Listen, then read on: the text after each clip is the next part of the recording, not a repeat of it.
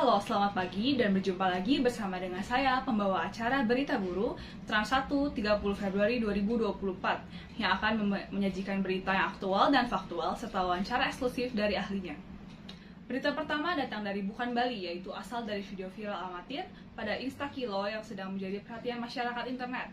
Kehebohan berlangsung setelah viralnya video amatir dari seorang pengguna Instakilo yang menunjukkan beberapa sapi yang jelas dalam keadaan tidak sehat, namun masih di dalam kandang yang sudah terkonfirmasi berlokasi di peternakan laku keras, desa tertentu Kabupaten Sakita Pasih, Provinsi Bukan Bali. Hal ini menjadi katalis kecemasan pada masyarakat akan timbulnya wabah baru setelah usainya wabah COVID-19 dan akan keterjaminan kualitas pangan hewani. Pemirsa, untuk membahas apa yang sebenarnya terjadi pada sapi-sapi itu dan apa yang bisa kita lakukan, saya akan ditemani oleh seorang dokter hewan yang profesional dalam ranah epidemiologi, sekaligus Kepala Dinas Peternakan dan Kesehatan Hewan Bukan Bali, Dr. Hewan Pakar Epidemiologi, MFID. Dokter Pakar, apakah Anda sudah bersama dengan saya? Halo, ya Mbak, selamat pagi. Baik, selamat pagi juga dokter. Bagaimana kabarnya pagi hari ini dokter? Ya, alhamdulillah sehat dan masih semangat untuk aktivitas. Senang sekali saya melihat semangat pagi harinya dokter. Bagus juga untuk mengawali hari dan pemirsa semuanya. Mengenai video viral baru-baru ini yang menunjukkan beberapa sapi di peternakan dalam keadaan meler dan sebagainya, dokter, mungkin dokter bisa menjelaskan sebenarnya apa yang sedang terjadi? Jadi yang terjadi pada sapi-sapi di dalam video ini sudah kami identifikasi dengan uji serologi dan PCR bahwa hingga pagi ini terlaporkan 18 sapi Bali dan persilangan sapi Bali di peternakan laku keras positif terinfeksi MCF atau malignant catarrhal fever, atau kalau di Indonesia itu penyakit ingusan. Nah, adanya kasus ini sebenarnya dari tanggal 29 lalu dan hingga saat ini kami dari tim kedinasan bersama pihak peternakan masih memantau perkembangan dari keadaan seluruh ternak yang sekiranya berkaitan untuk mengantisipasi adanya sapi positif yang belum menunjukkan gejala klinis.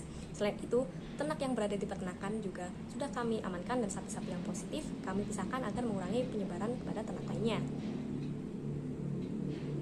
Penyakit MCF yang kita semua ketahui yaitu penyakit yang terakhir kasusnya terdeteksi di Lombok pada sapi Bali. Apakah ini menjadi kemungkinan awal dari penyebaran MCF di Indonesia? Betul Mbak, terakhir kasus outbreak MCF terjadi di Lombok pada tahun 2016 yang melibatkan ratusan sapi Bali, dan memang sapi Bali ini memiliki kerentanan terhadap virus MCF. Selain sapi Bali, ada kerbau, sapi ongole, dan sapi Brahman yang juga rentan. Maka dari itu kita bisa analisa bahwa memang kejadian ini bukanlah anomali karena adanya kepekaan pada satu ras ini. Namun yang menjadi permasalahan adalah kami masih mendeteksi dari mana penyebaran virus yang sehingga dapat menyebabkan infeksi di laku keras ini. Kemudian Mbak, kita kan ini masih musim hujan. Penyakit ini pun cenderung terjadi pada musim hujan. Selain itu, beberapa faktor lain seperti letak geografis dan tingkat stres hewan itu sendiri juga mempengaruhi penyakit ini. Lalu sejauh ini yang bisa saya katakan adalah infeksi di peternakan laku keras terkontrol dengan baik. Namun terlalu awal juga untuk merasa tenang karena ancaman akan selalu ada jika kita membicarakan suatu penyakit infeksius. Walaupun dengan keadaan status tereradikasi dan apalagi pada kasus ini, vaksin masih dalam pengembangan. Yang saat ini bisa saya sampaikan adalah bahwa pihak peternakan manapun harus terbuka dan mau bekerja sama dengan dinas dan cekatan dalam pemeriksaan hewan ternaknya untuk mencegah hal serupa terjadi sebelum penyebaran atau terjadi outbreak. Intinya kita harus tetap waspada dan bersiap untuk the worst case.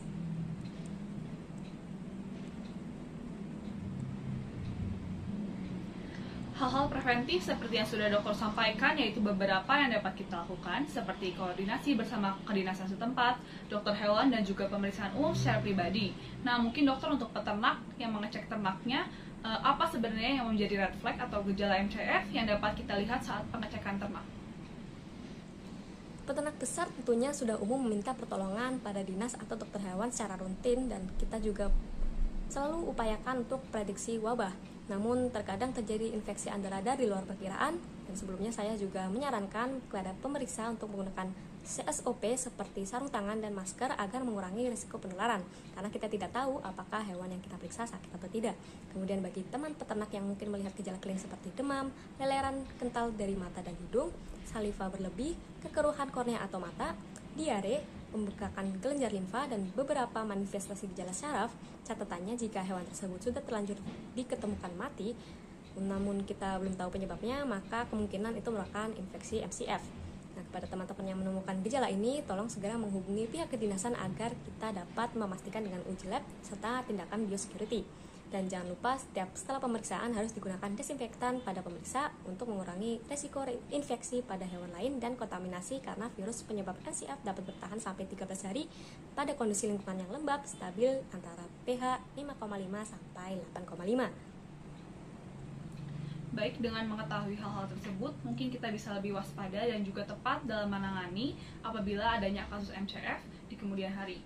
Kemudian dokter, diketahui terdapat 18 sapi yang terinfeksi dan juga berkaca pada kasus Lombok lalu, bisa sampai ratusan hewan yang terjangkit. Kalau begitu, sebenarnya apa saja sih yang bisa kita perhatikan untuk mencegah penyebaran ini? Apa saja yang menjadi faktor penyebaran MCF ini, dok?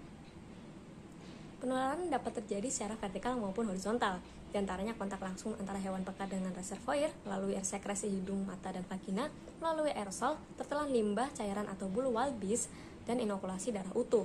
Penularan jarak jauh juga dapat terjadi dalam jarak 1-5 km. Hal-hal yang bisa kita lakukan adalah menerapkan kedisiplinan dan kontrol yang baik dalam manajemen peternakan seperti infrastruktural, SOP, lalu lintas, manajemen perawatan dan kesehatan, menjaga kebersihan peternakan dengan upaya disinfeksi, memproduksi ternak bebas virus SANCF, dan memisahkan hewan reservoir dengan hewan pekat. Wah, jawabannya sangat lengkap dari dokter pakar, runut dan dapat langsung diaplikasikan oleh masyarakat. Lalu terakhir mungkin dokter yang menjadi perhatian utama masyarakat adalah apakah penyakit ini adalah sebuah penyakit infeksius zoonosis dan dapat membahayakan masyarakat atau bisa berpotensi menimbulkan sebuah wabah. Kemudian apakah hewan yang terjangkit masih asuh untuk dikonsumsi, dok? Tidak ada bukti bahwa MCF merupakan virus zoonotik atau dapat menginfeksi manusia. Jadi untuk masyarakat dapat tenang dan tidak memikirkan akan adanya outbreak dari MCF pada manusia. Untuk hewan yang terjangkit MCF ini besar kemungkinan cepat atau lambat akan mati dalam kurun waktu mingguan atau bulanan setelah infeksi, mengingat belum ada obat maupun treatment yang dapat dilakukan. Selain itu, kami dari pihak RPHB juga memiliki standar sendiri dan tidak akan membiarkan sapi berpenyakit virus untuk dipotong dan dijadikan bahan pangan, sehingga kami menjamin untuk menjaga kualitas asuh pada pangan yang beredar kepada masyarakat. Jadi untuk pemirsa, sepertinya kehebohan yang terjadi dari video tersebut termasuk reaksi yang berlebihan, betul dokter? Sebenarnya bagus untuk selalu waspada ya Mbak, tapi untuk kasus dengan status saat ini memang ini merupakan reaksi yang terlalu besar. Terima kasih banyak dokter untuk meluangkan waktu untuk berbincang dengan kami pada hari ini. Semoga pengontrolan dan tindakan MCF di sana berjalan lancar dan juga sukses. Ya, terima kasih kembali Mbak. Saya harap juga dapat meringankan kepanikan masyarakat ya. Iya dokter. Baik pemirsa, untuk segmen selanjutnya akan berlanjut setelah jeda pariwara berikut ini.